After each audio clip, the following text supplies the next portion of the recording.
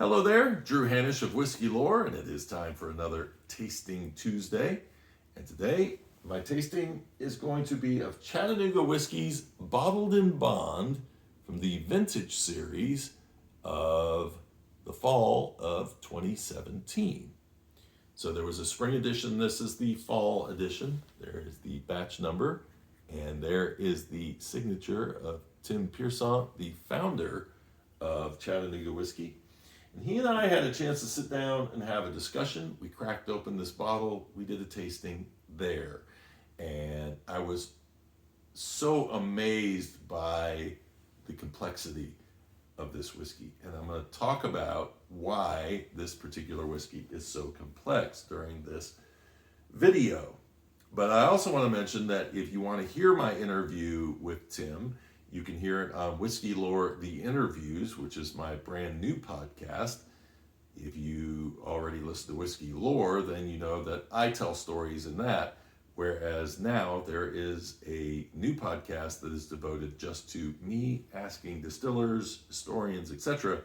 about what they know about history. So that is something you can check out. Actually, there's going to be 2 other episodes coming up next week. One is with Jeff Pennington of Pennington Distillery, who makes Davidson Reserve.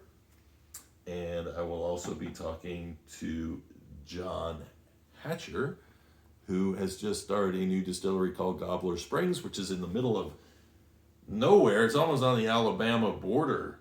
And we had to take a 4x4 to get up to the distillery because you actually go through a spring, a natural spring up into the hills there.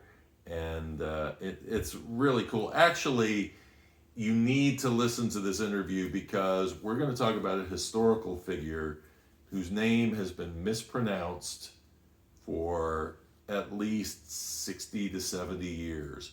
And I bet you are mispronouncing it and you didn't even know you were. So we're going to talk about that coming up in that particular episode. But right now, we are doing a tasting of this Chattanooga whiskey bottled in bond.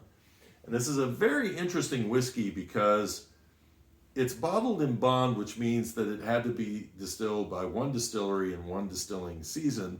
But there's nothing in the rules that says it has to be from the same barrel or that it even has to be the same mash bill. So what Tim did was he decided, let's mess around with these high malts that Chattanooga is getting famous for. And so here we go. We end up with a whiskey here that is made up of 4 different mash bills. For roses, people will understand the concept. So I have my little notepad here because I can't remember what's in each of these different mash bills, but I'm going to tell you what they are right now. Excuse me. So mash bill number 1 is 18% of this bottle, and it is a barley mash bill. It is batch 004, which is corn, peated malted barley, peated for you peated fans out there, honey malted barley, and naked malted oats.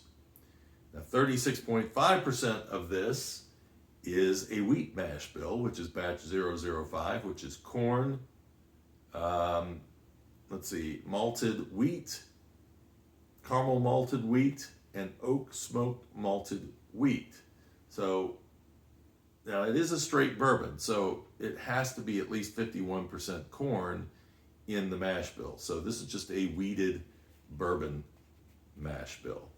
The next one is SB055, which is 36.5% of this bottle. It has corn malted rye, double roasted caramel malted barley, that is a mouthful, and pale chocolate malted barley.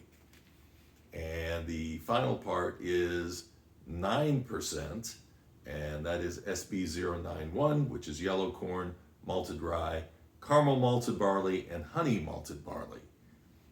All of those grains are in that glass in one percentage or another. So let's dive into a nosing on this one. And this one, the first thing that comes to mind is something I remember as a kid. We used to get these really moist and delicious apple caramel cakes, and they would be topped with brown sugar. And man, I mean, as soon as I stick my nose in this glass, that's the first thing that hits me. It's that brown sugar. It's not overly, I mean, I don't even know. It's kind of a citrus more than it is an apple, but somehow these combinations together pull that out for me. Butterscotch, and if I really sit here and nose it for a while, I do pick up a little bit of that campfire smoke. It is very subtle. There's also an oakiness that comes out of this, but it is also very subtle. Yeah, it's but that cake just sits out in front for me. So nice, so nice. For the palate,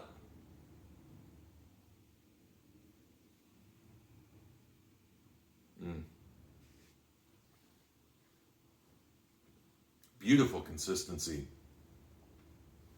It goes from a sweet up front, caramel butterscotch, lemon starts to kick in, a little lemon rind, gets to a black pepper towards the end. It's not aggressive, but that pepper note shows up there. And as it starts to, it's got a really long finish. And as it is fading into the distance, you're left with some dark chocolate, like a powdered cocoa powder. It has a little bit of that smoke is in there, just a little. And I don't know, the pepper lingered a little bit, but it kind of disappeared on there. And the lemon remains with a little of that caramel taste is still there. So yeah, I mean, oh, man, that takes me back. I love when a whiskey takes me back to something I would not have thought it would have taken me back to. Oh man, that cake smell is great. So, I really like this. Now, normally I compare whiskeys. I'm really going to start devoting my time to doing one whiskey per episode now, because it's the videos get a bit long and it's a lot of research to do into. I will still do some comparisons, but I really want to devote some time to really good whiskeys like this one. So keep your eye out on the shelf for when this one hits your area, because it is a really nice whiskey, and I love what those guys are doing. And make sure to check out the interview on Whiskey Lore, the interviews. That will be September 15th. And next week, I will be doing my conversations with Jeff Pennington, with John Hatcher, and also with Ed Cole, who is going to give you, from his experience, Scotch 101. So if you are a bourbon drinker and you're curious about Scotch, we're going to uncover and demystify a lot of Scotch whiskey in that episode. Grab yourself a bottle. Enjoy Tasting Tuesday. Cheers and Slan Java.